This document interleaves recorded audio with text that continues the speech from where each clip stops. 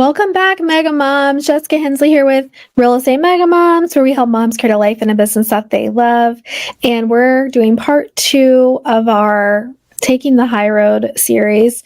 And in this segment, we're going to talk about defending yourself. When should you defend yourself? When you should consider, when to defend yourself, when you should tell your side of the story. Sorry, I totally lost my train of thought there, ladies. When you should avoid being a doormat, or should you avoid it? And then we're also going to talk about navigating toxic relationships with your clients or colleagues, and how to build a supportive network. So we're going to dive into a lot more in this second episode. So, yeah.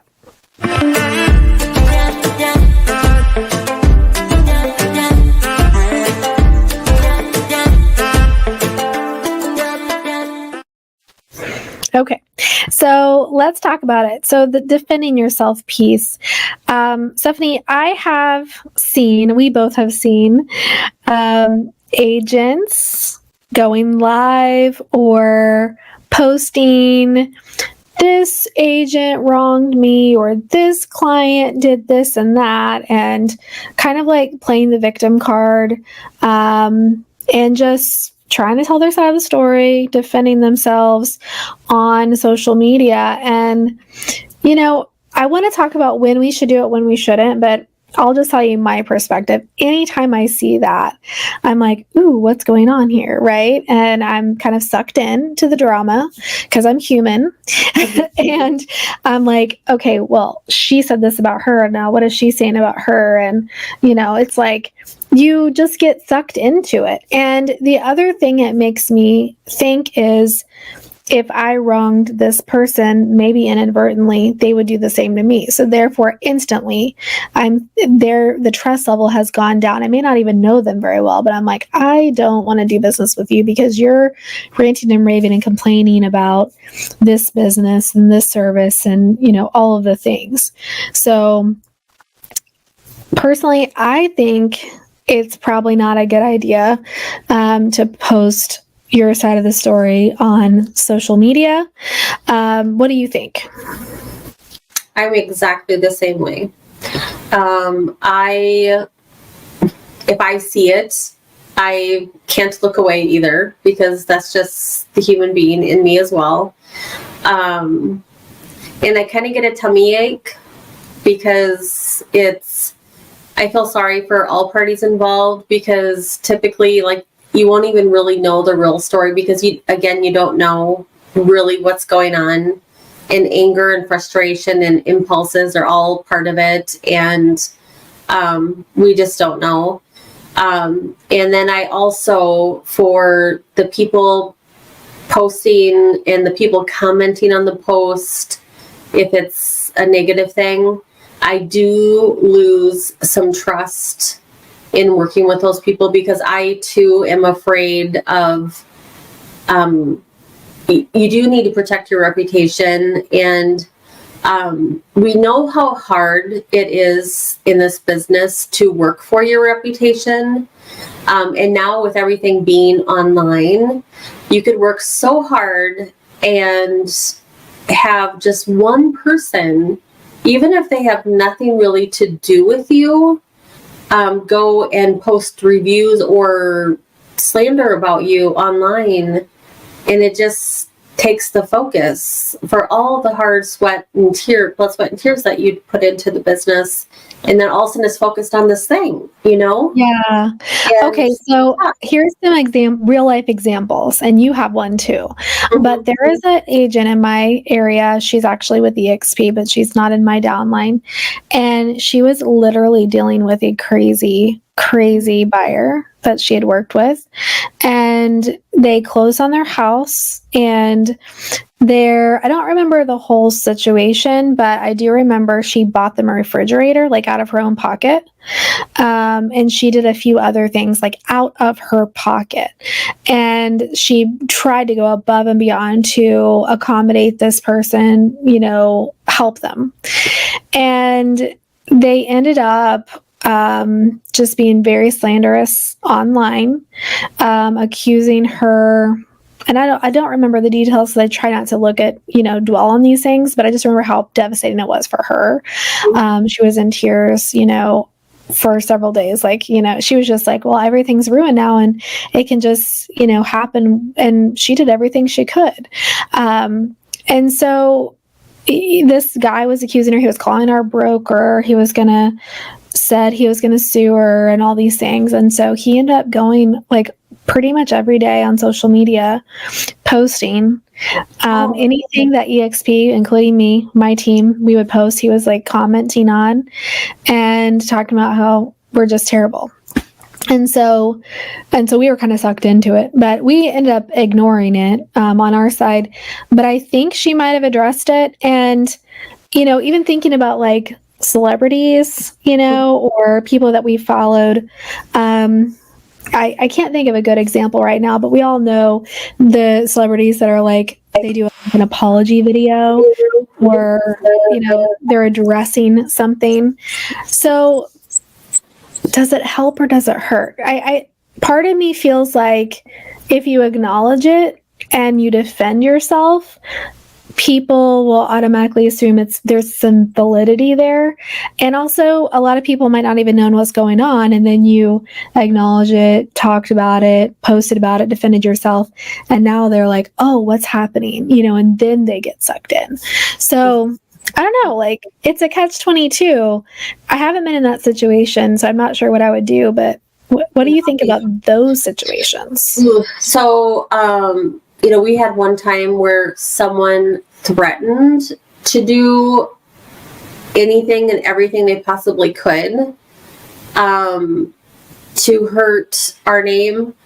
And, we contacted a lawyer. It didn't actually, this time it actually did not happen. And it was just like the most, threatened. It was the most ridiculous thing in the entire world. The situation was horrible. And anyway, the lawyer said, well, it is not even worth fighting because they can leave reviews about you because they don't like your glasses or they don't like your hair, or they can, it doesn't matter. Like, they don't like the way that you do whatever. They can leave whatever reviews they want to.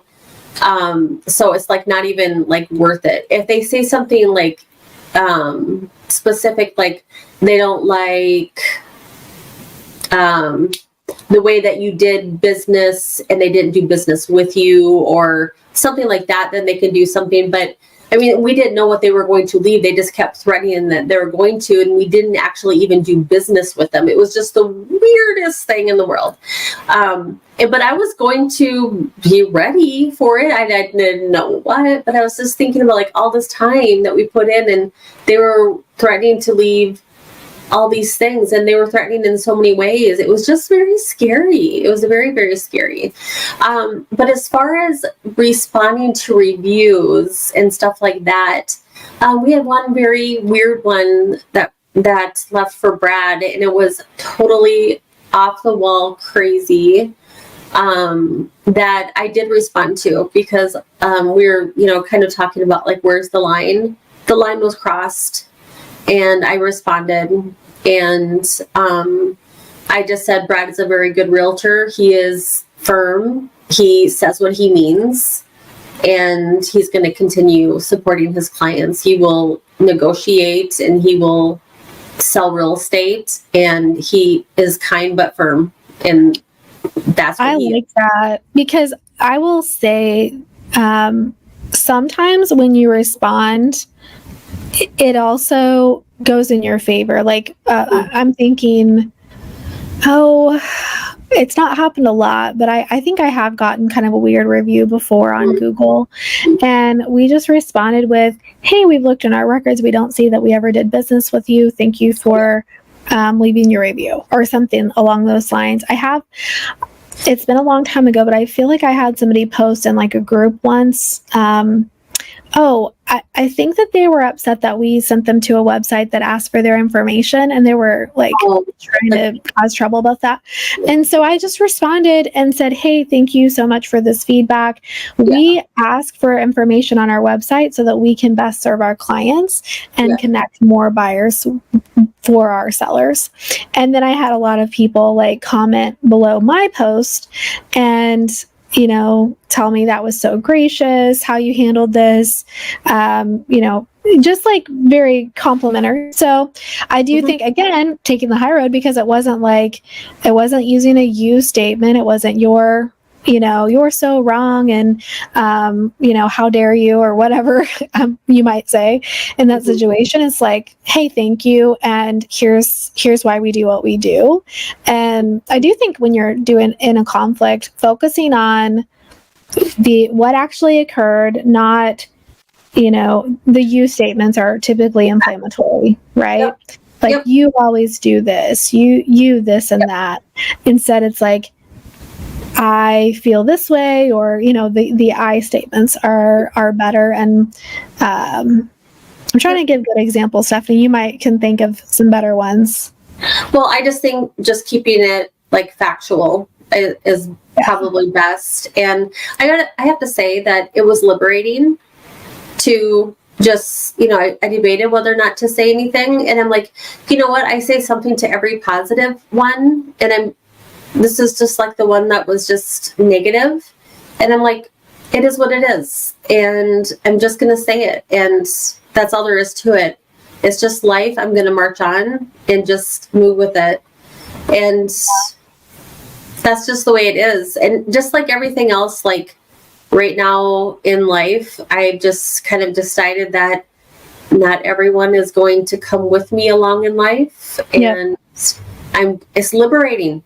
It's just liberating. Well, and kind of what inspired this whole topic, we had our abundance conference last week, and we've had a lot of people approach us, and I've gotten actually phone calls about, wow, you saw something way before I saw it, and now I can see what you saw, and I just want to apologize for not being there and not taking your side, which that really isn't the word, because there really wasn't side to be taken in this situation I'm talking about. But point being, it's the truth comes out, and true character comes out. And Stefanie and I were both believers, and that comes first for us. And I always go back to the scripture where he talks about he's our defender. And I don't have to defend myself. I don't have to. I can choose to continue doing the right thing for me and my business, and without casting stones. And people can see that, and they can draw whatever conclusion they want to draw. But if anything, it's just been very, very validating to know we did the right thing, and we're not going live on Facebook and posting about any wrong that we feel has been done to us, because it's not going to accomplish anything. You know what I mean? Yep, absolutely. And I think, again, that's just taking the high road. I feel like you and I are very similar in that way, that I think we just keep putting, you put your head down and you move on, and you just keep going. And it's just so interesting to me, though, that without sharing so many things, that like God validates things. Like, even though like sometimes like in life where we're, talking about on this podcast, we're saying, how sometimes that, people are, they wrong you. And this could be in real estate, this could be in life, this could be whatever the case is. And you just kind of, sometimes you maybe will look the other way and you're not doing anything about it. And you just move along because that's your plan. And it's not a place to speak up. You don't want to speak up. You just want to move on. And then all of a sudden, God does intervene at some point and put his hand on your shoulder and say, like, I see you. Like I see you. Yeah. And I think that all the time, you don't have to be the one, like I said, when I was younger, the hothead that's just, I was a fighter. I was constantly like, oh, really? Let's fight about it. Like, and you just don't have to do that. And I didn't realize that at a young age. And it's so peaceful knowing that you just don't always have to do those things. You just kind of have to have peace with yourself and know that God's got your back. The people that love you have your back. And they'll see eventually, and they have to be on their own journey. I'm not going to convince anyone of anything. And so I think that's something else we need to remember when you're trying to tell your side of the story or defend yourself to someone who's not party to it. You're not going to change their mind more than likely. You know what I mean? They don't want, not everyone in your life is meant to be in your life, and they're not going to hear your story because they don't want to hear. They're on their own path, and that's okay. You just have to release that, and that's hard to do sometimes. I mean, it is. When you want to be heard and you want the other side to listen, hear, understand, and kind of let you in and let your side be heard. But that's not always the case, and that's okay. We have to just let that go. And that can feel good. Liberating. So let's talk about that part, because the navigating toxic relationships. So maybe getting ahead of the drama, right? Before it becomes an issue, before it, something blows up in your face. And that can be with clients, family, colleagues, all of that. One way to get ahead of it is, as we've already talked about in the previous episode, of finding out what somebody needs and giving that to them. How can you validate them? How can you, without compromising, your own standards or yourself or your clients, how can you give them what they need, make them feel good? But also, I think it's important to know when to walk away, because that is something that I have a really hard time with. I'm a very loyal person, and I've only cut one person out of my life that I can think of in 40 years. Now, I have had people that, like, for example, agents that left my team, things like that decided they didn't want to hang out with me anymore. But it wasn't me saying, I hate you or anything like that. It might have been more on their side. But honestly, if they came up to me tomorrow and said, I want to take you to lunch, I'd be like, great, let's do it. So I just don't hold grudges. But I probably, not that I need to hold grudges, but I need to learn when enough is enough. And I'm really bad about letting people give me what I need, which is that validation and importance and feeling good, and then letting them gaslight me and tricking me into feeling a certain kind of way. So how do we navigate those toxic relationships with our clients, friends, and colleagues? Girl, I think, because I'm the same way, Jess. I mean, I also am very loyal. And it would be hard for me to say no to a lot of people.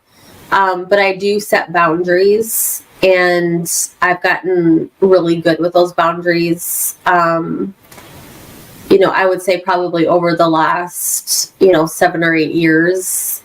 And very much so probably over the last 3 or 4 since my dad's passed away. Just incredibly, boundaries are so important to me, because you realize, like, especially when people pass away, even more so, like, how you want to spend the rest of your days here on earth. But I think that, having those clear expectations, it doesn't mean when you say no more of someone, you can still love them, and you can still love the people that you're not wanting to, or you can dislike them. But there are people that I love from a distance. There's people that I can say that I love, and I would give tons up for, but that I don't see for years, and that I don't call, and that it's just love from a pretty big distance. And there's a lot of boundaries there. And without getting into that a whole lot, it's just the way that it is that I've set up these boundaries for them. And I think that is healthy.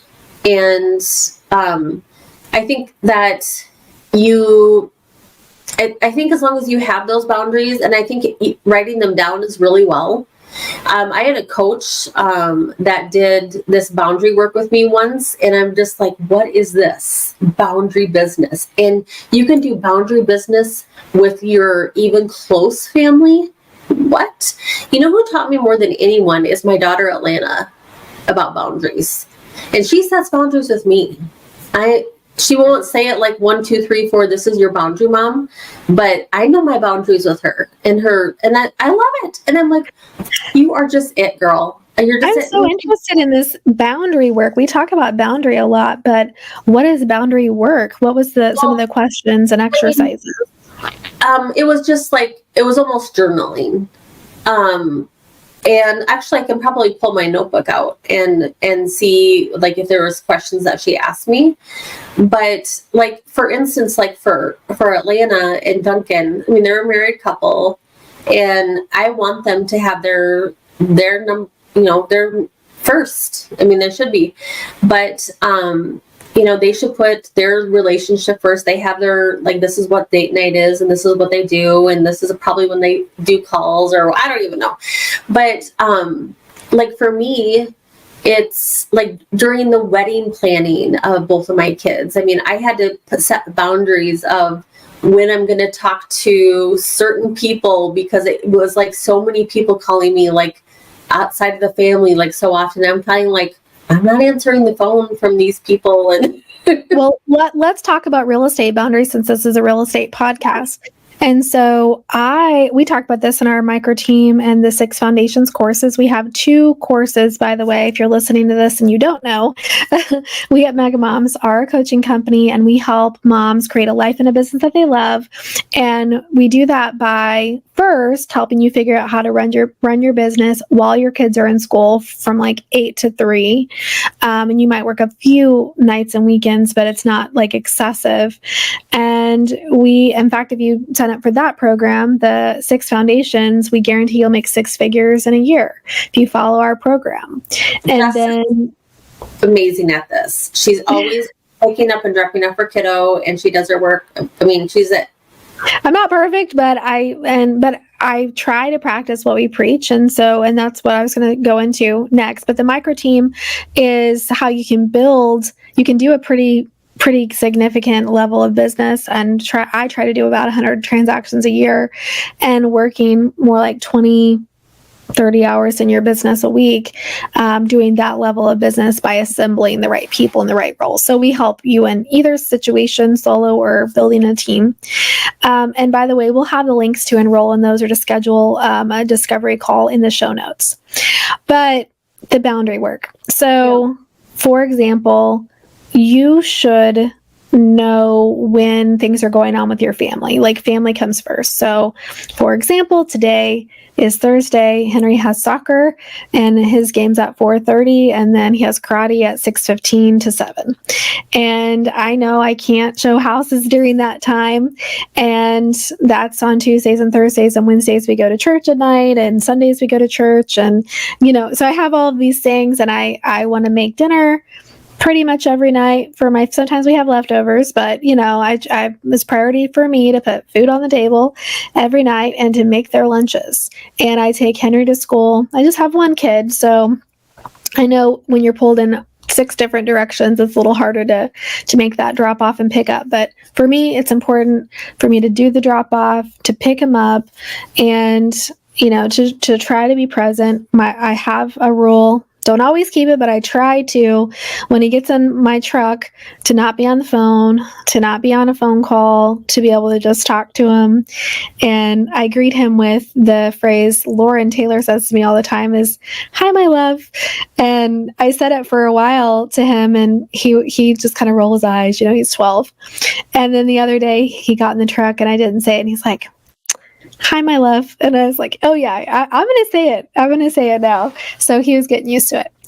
But anyway, the boundary is you put your calendar, your family on your calendar first, and you schedule your appointments around that. And so that calendar management is such a huge piece of your boundaries. The next boundary is knowing how you want to do business. I know when I can sell a house, and I know my market, and I know what properties are worth. I may give them a range, and the market may shift tomorrow, but I'm going to give them the most accurate data I can at the time. And if I don't think I can help them, or they're not willing to take my advice, I will turn down listings. Just yesterday, I had to send an email to a potential commercial listing, and they wouldn't provide me with their books, and they want to sell it as an operating business.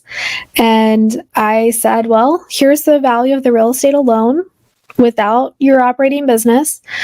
And if you want me to price it with the operating business, I have to have your records. I have to have your last 3 years tax returns or P&Ls and your year-to-date P&Ls and inventory list. If I don't have those things, I can't help you. And I put in the email, I'm going to have to respectfully decline the opportunity to list your property. Thank you for that. Thank you for, asking.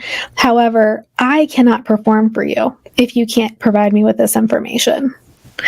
And I don't think that I'm going to lose the listing. I actually think they're going to get me the information. I'm going through the son, and he's like, "Hey, I'll talk to my dad about this. I appreciate, you being upfront and honest." So setting that boundary with your limitations so that you're not going to disappoint somebody, it's so important. I know, because then you're living in that gray area, and why be in the gray area of a listing? So good for you. I mean, that's standing up for what is right, and that's the high road. So it's wonderful. And that's liberating. It really is. It feels good. I'm at 19 listings and have several opportunities coming up. So I really anticipate our listing count just going to keep on going. And, that's good. It's good because we're going to have some go under contract, but it's also can be a heavy weight. At one time, it was not uncommon for me to have 40, 50, 60 listings. And I remember that. Going crazy. Yeah. But it was because the sellers, they had these expectations of, hey, why isn't my house selling? So we have so many things in place now to help with that and to set those boundaries. So hopefully this gave you all in your relationships with your business, your clients, your colleagues, helping others, and just general professionalism of not going live and trashing other agents or business owners. I mean, it's just not a good look. It's just not a good look. No, and I think that's a really good point. Not business owners as well. Let's put that in there. I remember I have a friend that went into a business and had a bad experience with like a burger or something. And they're like, I think I'm going to write a review. And I'm like, stop. Over a burger? Be quiet, young man. Do not do that. I mean, it was like a mom and pop shop, and like, don't do that. I mean, like, it was probably just like a burger. Like, there's so many businesses that, put in so much. Like, before you like place a review, like, just think about the business in whole. Like, go back and talk to the manager if you have an experience. It could be like a bad night for a waiter, a bad night for a cook, or like, people are people. Like, give them another chance, talk to management, something. But like, let's just remember that a business is a business, just like our business is a business. So Yeah, it's just Give something them to feedback one-on-one to as being helpful, if you feel like it would be helpful. It depends on your approach to that, but yeah, a public review, I'd much rather see that person say, hey, my burger really sucked, you my, guys my burger's not good. Yeah. I know just one time, it's like, are you going to leave a review for one time? Okay. Sometimes people are that way. I know. All right, moms, well, have a wonderful week, and we will see you in the next episode. Remember to work hard to create a life and business that you love. Yes. Bye.